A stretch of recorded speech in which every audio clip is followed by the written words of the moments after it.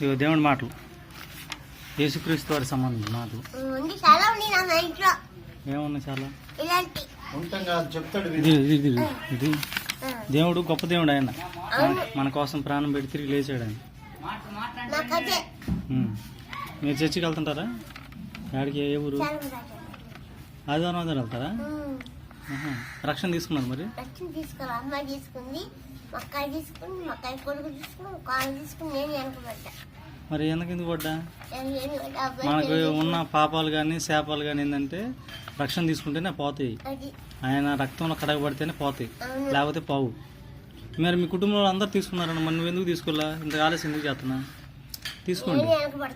వెనక పడకూడదు. సాతాను గాడు మా అబ్బాయి పెళ్లి చేశాను, మా అబ్బాయికి చదువుతా, అబ్బాయి అమ్మ నేనకి వెళ్తాను అన్నాడు.